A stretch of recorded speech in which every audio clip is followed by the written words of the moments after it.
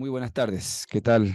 Un saludo a todos los participantes de esta jornada vocacional en los distintos lugares donde se encuentren. Bueno, bienvenidos nuevamente a esta jornada. Corresponde ahora que bajemos un poco a tratar en este momento lo que a nosotros nos define como familia religiosa dentro de la Iglesia. Debemos saber que, bueno, es el Espíritu Santo quien a lo largo de la historia de la Iglesia ha ido suscitando en la persona de los fundadores y de las fundadoras las distintas familias religiosas con un fin determinado. Para poder entender entonces la identidad propia de cada familia religiosa, de cada congregación religiosa, es necesario comprender en primer lugar que se trata de una acción del Espíritu Santo en la persona de un fundador, de una fundadora, eh, que quiso levantar una familia religiosa para el bien de toda la iglesia. Ese bien que cada familia religiosa brinda a toda la iglesia en su conjunto, es proporcionado por la vivencia fiel de lo que nosotros conocemos como fin específico de nuestro instituto, fin específico de nuestra congregación. Por lo tanto, lo que yo quiero compartir con ustedes ahora en esta charla es darles a conocer cuál es el fin específico de nuestro instituto religioso, del Instituto del Verbo Encarnado. El fin, incluso el fin específico de toda nuestra familia religiosa del Verbo Encarnado. Por lo tanto, el fin específico de la llama masculina, Instituto del Verbo Encarnado, de la llama femenina, Instituto Servidoras del Señor y la Virgen de Matará, y el fin específico también que comparten los laicos de nuestra tercera orden secular. Bien, para que podamos también comprender un poco más lo que se debe entender por fin específico, tengamos en cuenta la misma noción o el mismo concepto de la palabra fin, o también de la realidad fin, desde un punto de vista filosófico, gramatical. Evidentemente que la palabra fin se la puede definir de muchas maneras, de diversas maneras al menos. Quedémonos con esta expresión, que vamos a tomar aquí la palabra o el término o la realidad fin como aquello a lo cual apunta una acción, aquello a lo cual se dirige una acción, como cuando el arquero, o sea, tensa el arco para alargar la flecha, pero siempre apunta a un objetivo. Cuando decimos que este arquero tiene puntería es porque la flecha la largó justamente y cayó en el objetivo, en el blanco que él quería, que él ya se había prefijado y que había calculado incluso antes de largar la flecha. Bueno, análogamente eso es lo que entendemos por la palabra fin. Por lo tanto, cuando nos preguntamos cuál es el fin de nuestro instituto religioso, nos estamos preguntando para qué quiso Dios nuestro instituto religioso. ¿Para qué finalidad quiso Dios nuestra familia religiosa, sobre todo en la iglesia? En nuestras constituciones distinguimos tres tipos de fines. Me voy a detener un poco más en el tercero, pero vale la pena también conocer cuáles son los dos primeros. Digo, distinguimos tres tipos de fines, es decir, queremos trabajar para tres tipos de fines. En primer lugar, tenemos un fin universal y común, que consiste en seguir más de cerca a Cristo bajo la acción del Espíritu Santo, dedicándonos totalmente a Dios como a nuestro amor propio, mediante la profesión de los consejos evangélicos. En otro sentido, también podemos afirmar que el fin universal y común de nuestro instituto es buscar en todo la mayor gloria de Dios y la salvación de las almas, las nuestras y las de nuestros hermanos. Le llamamos fin universal o también fin común porque es el fin que es propio de todos los cristianos, fin que es propio incluso de todas las familias religiosas, porque un cristiano, un católico, independientemente el apostolado que pueda realizar en su vida, independientemente del estado de vida al cual Dios lo haya llamado, siempre tendrá como fin supremo de su propia vida el buscar la mayor gloria de Dios y la salvación de su alma.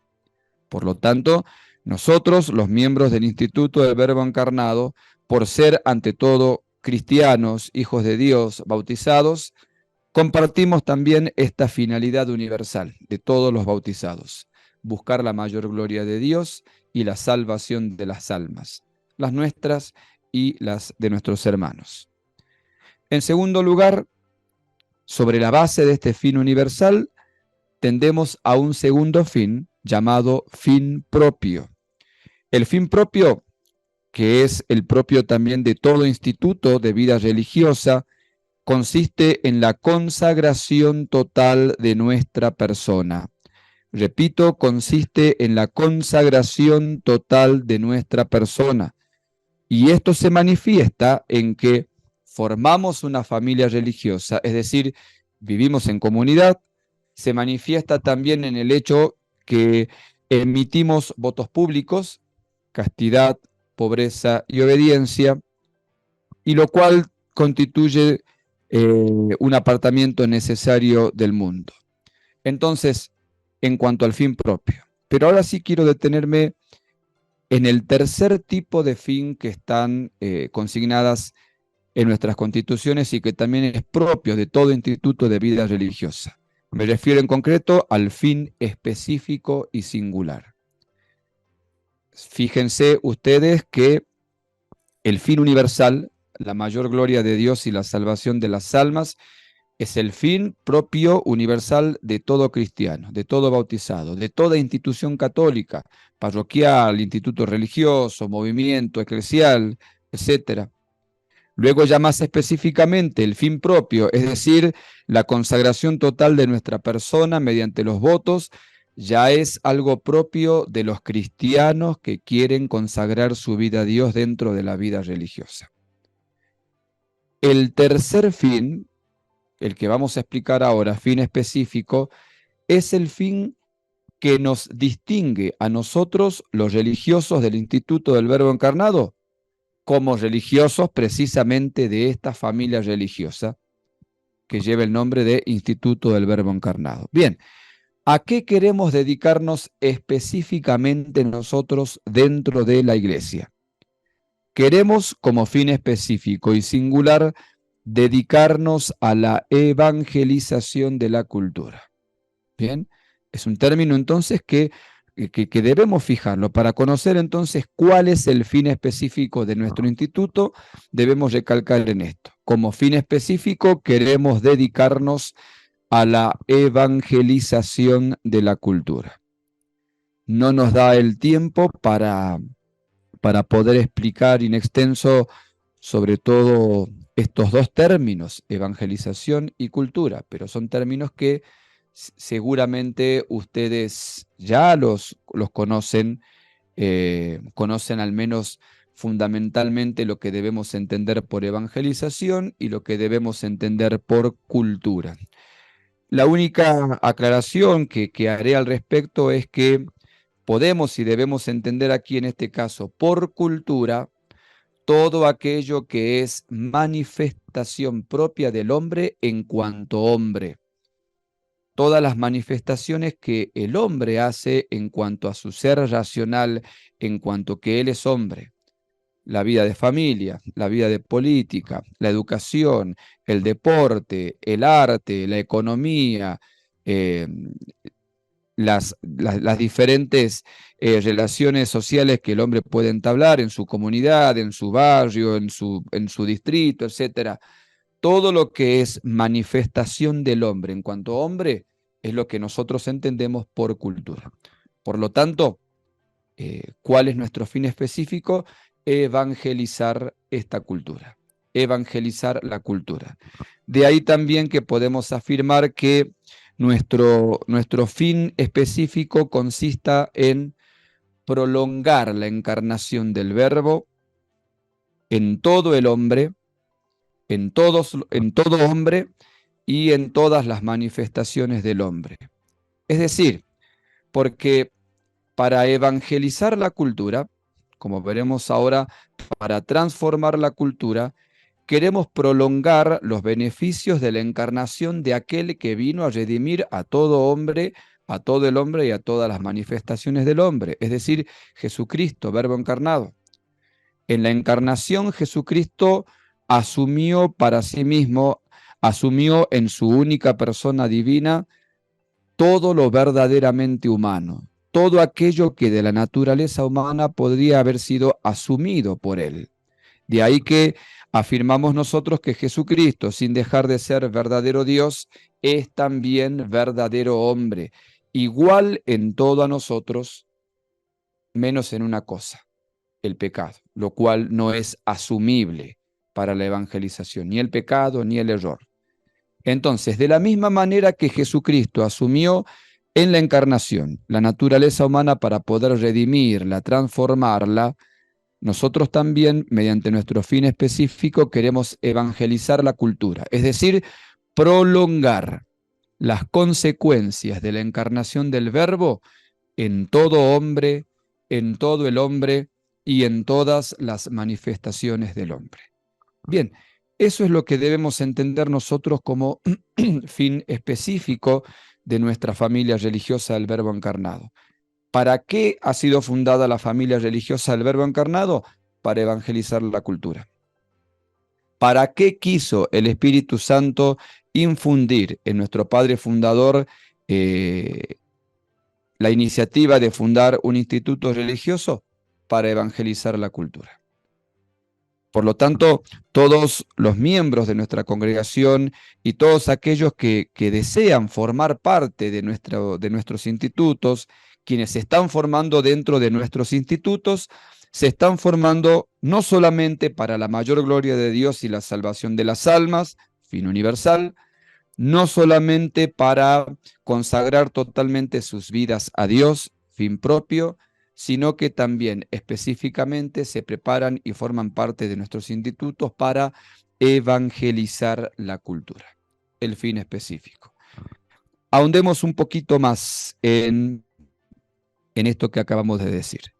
Hemos dicho que como fin específico queremos dedicarnos a la evangelización de la cultura.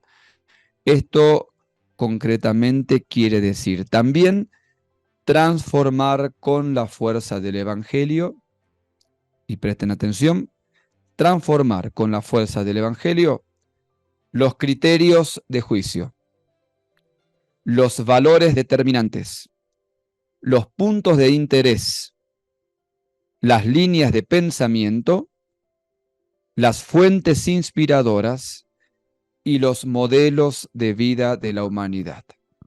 Porque creemos firmemente que al transformar con la fuerza del Evangelio el elenco de lo que acabamos de expresar ahora, se llega entonces a la transformación total del hombre, a la transformación total de los hombres y por lo tanto a la misma evangelización de la cultura. También dicen nuestras constituciones que queremos transformar con la fuerza del Evangelio, queremos dedicarnos a la evangelización de la cultura para que estén imbuidos con la fuerza del Evangelio los modos de pensar, los criterios de juicio y las normas de acción. Ustedes mismos son testigos, como por ejemplo es el mundo virtual a través de las redes sociales lo que termina incluso hasta modelando el lenguaje de muchas personas. A mí me llama la atención cómo tanto acá en Argentina, en Perú, en Bolivia, escuchamos hablar a los chicos que ya han adoptado, por ejemplo, un lenguaje propio de las novelas mexicanas, ¿no? Traten de observar esos detalles. O cómo se les cambia la mentalidad a los chicos, a los jóvenes, por el frecuente uso de TikTok, donde constantemente se va transmitiendo información. Y eso, con el paso del tiempo, va cambiando el criterio de juicio, va cambiando las normas de acción. Bueno, eso que se da en la escala en el nivel de los medios de comunicación social, del mundo virtual, sobre todo de las redes sociales, también se da en esferas mucho más grandes y a nivel mucho más grande cuando hablamos de la educación, cuando hablamos de los otros medios de comunicación social, cuando hablamos sobre todo de la educación en los centros de educación superior, en los institutos, en las universidades. Es decir, queremos trabajar precisamente para que todos los valores, todos los criterios de juicio estén imbuidos con la fuerza del Evangelio. Todo esto que acabo de decir, nos lleva de la mano a considerar un elemento propio también de nuestra familia religiosa. El hecho de que por nuestro fin específico queramos trabajar para evangelizar la cultura, nos lleva de la mano también a considerar lo que en nuestras constituciones conocemos como la índole de nuestro instituto. Y esto por el hecho de que si nos fijamos un fin, evidentemente que tenemos que plantearnos también los medios adecuados o los medios cualificados para poder llegar eficazmente a ese fin o de manera más rápida al fin que nos hemos fijado. Por lo tanto, habiendo fijado cuál es el fin específico de nuestra familia religiosa, debemos también tener en cuenta cuál es la índole propia de nuestro instituto. Es decir, considerar cuáles son los medios más importantes para alcanzar este fin establecido. Los veremos ahora. Teniendo en cuenta de que nuestro fin específico es transformar la cultura, transformarla con la fuerza del Evangelio, debemos tener en cuenta para trabajar de manera muy inteligente en lo que se conoce como los puntos de inflexión de la cultura. En lo que se conoce como los puntos de inflexión de la cultura. Traigan a su mente un gráfico con los dos vectores, vertical, horizontal, y sabemos que en un gráfico el punto de inflexión es aquello que determina el movimiento, es aquello lo que determina la dirección de la línea, que puede ir hacia abajo, puede ir hacia arriba. Todo depende de dónde esté ubicado el punto de inflexión. Entonces, la cultura también tiene sus puntos de inflexión, es decir, aquellos lugares específicos y de mayor incidencia en los cuales se determina cómo será tal o cual cultura de tal o cual lugar. Por lo tanto, de manera inteligente es que el Instituto del Verbo Encarnado quiere apostar a estos puntos de inflexión de la cultura. Eso es lo que conocemos con el nombre de índole. Y dice nuestras constituciones, consideramos que algunos de los medios más importantes para alcanzar el fin establecido es trabajar sobre los puntos de inflexión de la cultura, a saber, las familias, la educación, los medios de comunicación social y los hombres de pensamiento, o también llamados hombres intelectuales. Ustedes mismos vayan haciendo ya el necesario razonamiento y la relación entre estos puntos de inflexión con nuestro fin específico. Porque con sentido común ustedes se darán cuenta de que he hablado de 4 realidades en donde se determina una cultura. Fundamentalmente hemos dicho, en primer lugar, las familias. Si tenemos familias cristianas, familias que aprendan a vivir de acuerdo a los valores evangélicos, entonces habrá esas células básicas de la sociedad en donde podamos formar buenos cristianos y honrados ciudadanos. En segundo lugar, si la educación también está plasmada de acuerdo a los valores del Evangelio, sobre todo la educación seminarística y la educación universitaria, entonces vamos a tener los futuros sacerdotes y los futuros profesionales con cabeza católica, con pensamiento católico, Tercer punto de inflexión, los medios de comunicación social, con todo el potencial actual que tienen. Si se trabaja efectivamente a través de los medios de comunicación social, se logrará propagar el Evangelio a la cultura. Pónganse a pensar en lo que estamos haciendo ahora, precisamente. El hecho mismo de poder contar técnicamente con todos estos medios, con la cámara, con la computadora, y que ustedes puedan estar en contacto ahora con nosotros a través de estos medios, implica un gran potencial. Mientras que mentes más macabras y malintencionadas utilizan estos medios de comunicación para destruir la cultura, para destruir a las personas, la Iglesia tiene que asumir sanamente estos medios y transformarlos y utilizarlos para conducir el Evangelio y contribuir así a la edificación de una cultura cristiana. Y en cuarto lugar, evidentemente, los hombres de pensamiento o los intelectuales, porque en muchos casos, y creo yo que en la mayoría de los casos, quienes determinan el pensamiento predominante de la sociedad, de las universidades, de los medios de comunicación, son aquellos hombres y mujeres concretos de carne y hueso que se dedican a pensar, producir intelectualmente y escribir.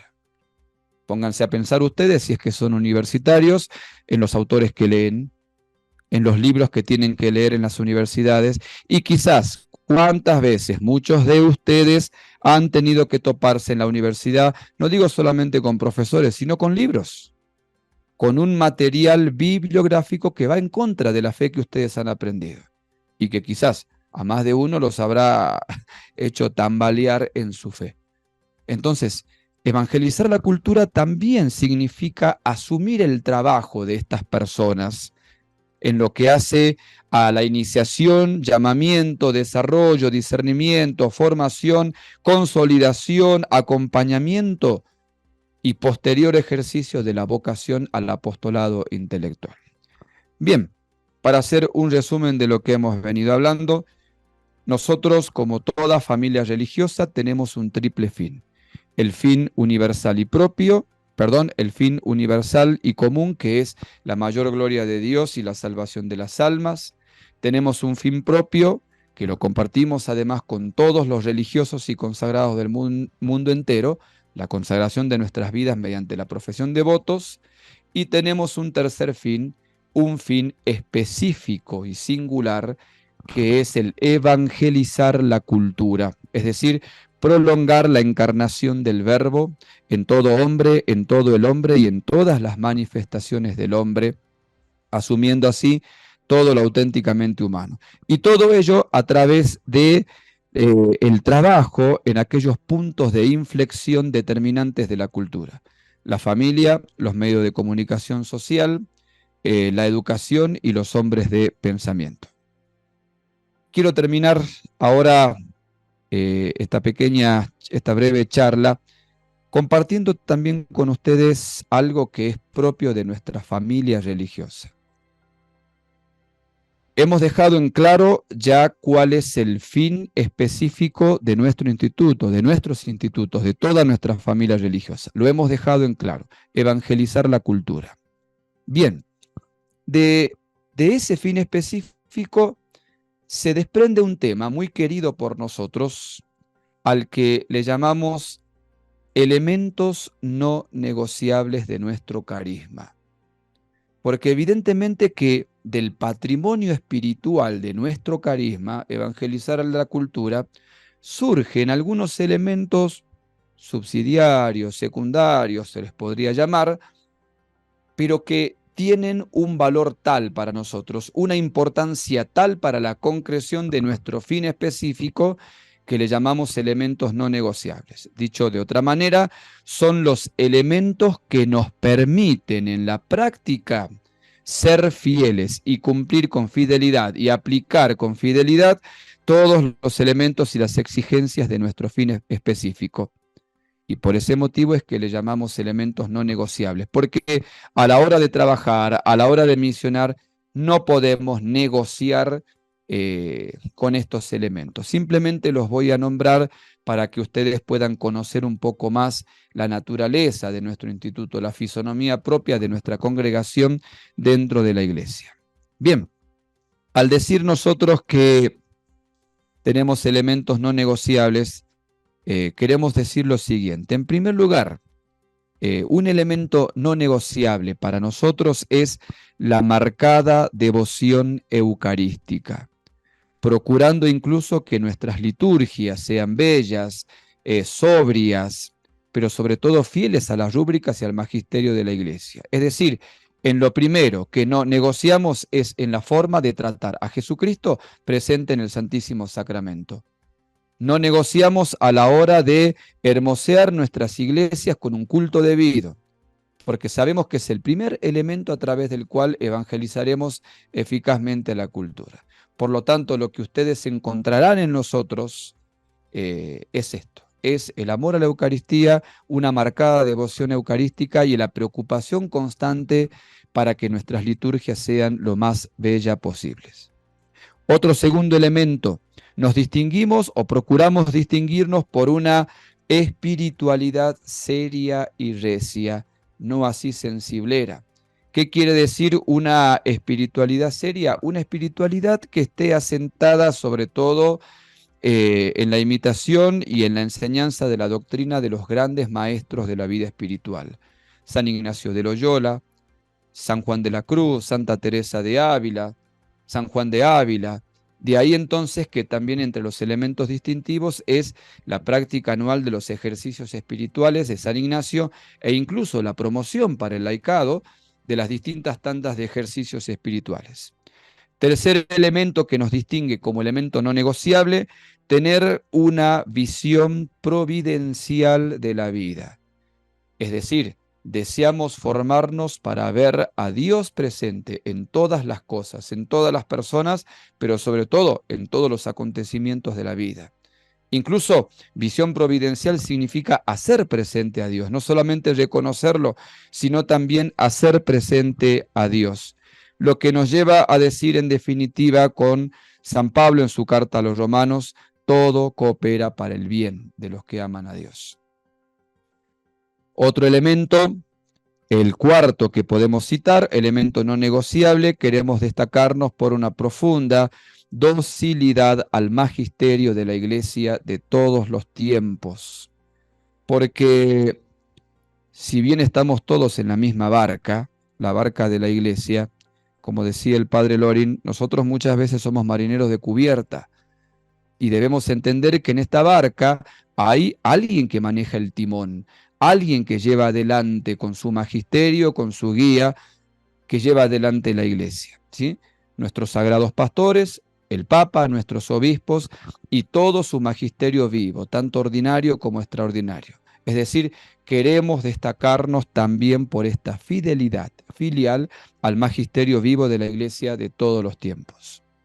Quinto elemento no negociable, la central importancia que tiene para nosotros el estudio de Santo Tomás de Aquino en nuestra formación.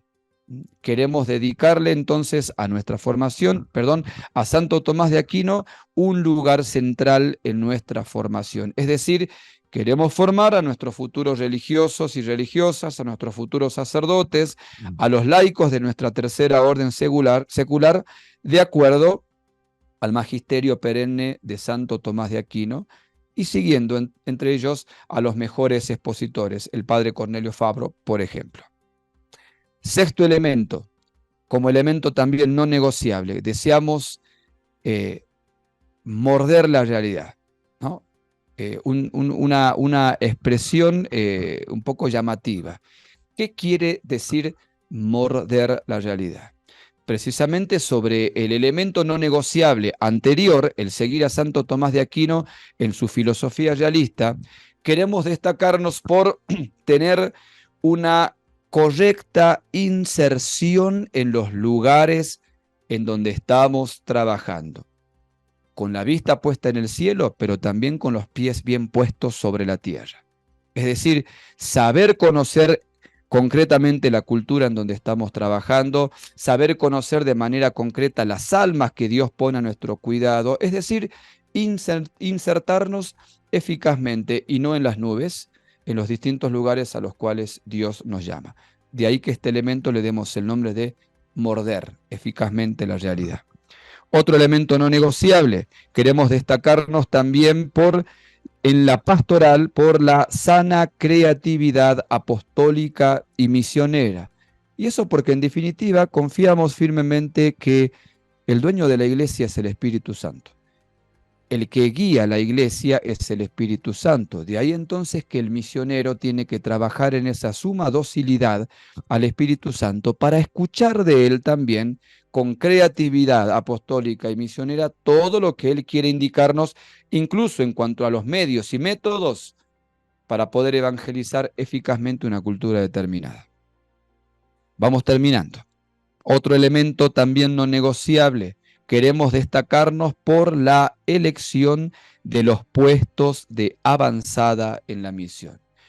Entendemos por puestos de avanzada aquellos lugares que nos permiten de una manera más cualificada y eficaz evangelizar la cultura, pero también elegir aquellos lugares que por su dificultad nadie puede ir o nadie quiere ir. De ahí que, por pura gracia de Dios y no por mérito nuestro, estamos presentes en los 5 continentes, en lugares que son de muy difícil acceso, de muy difícil permanencia, incluso tierras martiriales de misión en las que nuestros misioneros día a día están ahí trabajando. Otro elemento, el penúltimo de todos, buscamos ser religiosos generosos, que se inclinan a mostrar la verdadera compasión de Cristo al hermano que sufre. De ahí entonces que las obras de misericordia, sobre todo con los discapacitados, son otros de los elementos no negociables de nuestra familia religiosa. Nuestro fundador incluso recomendaba que en todas nuestras parroquias tuviésemos alguna obra de misericordia, incluso algún hogar, un hogar de discapacitados, un hogar de niños o niñas huérfanas. ¿Y esto por qué? Porque se convierte esto en un testimonio irrefutable, irrebatible. Porque una cosa es hablar de la caridad cristiana y otra cosa es ejercitarla, vivirla y muchas veces con heroísmo. Otro elemento, decía recién el penúltimo, no, pero este es el penúltimo, el que digo ahora, queremos destacarnos también por un gran espíritu de alegría que debe reinar entre nosotros. ¿Por qué? Porque haciendo examen de la historia de nuestro instituto nos damos cuenta de que la alegría siempre ha caracterizado nuestro modo de vivir desde los comienzos. Y porque además el Evangelio llega con más eficacia cuando el evangelizador es alegre. Y como decía el Papa Francisco, cuando el evangelizador evita esta expresión de tener en el apostolado una cara de cuaresma ininterrumpida, ¿no? En la exhortación Evangelii Gaudium. Queremos manifestar entonces el Evangelio con espíritu de alegría. Y ahora sí, último elemento no negociable, el que no podría faltar evidentemente en una familia religiosa que lleva por nombre del Verbo encarnado, la devoción a la Virgen, como algo propio de nuestro carisma. No solo por el cuarto voto que profesamos como religiosos junto al de castidad, pobreza y obediencia, sino también porque procuramos que la presencia de la Santísima Virgen María esté en todas nuestras actividades, pequeñas o grandes, y además también porque buscamos evangelizar la cultura imitando la docilidad de la Santísima Virgen María, su impronta en todo lo que hagamos. Pues bien, esto es lo que he podido en estos pocos minutos expresarles, darles a conocer como fin específico de nuestra familia religiosa del Verbo encarnado.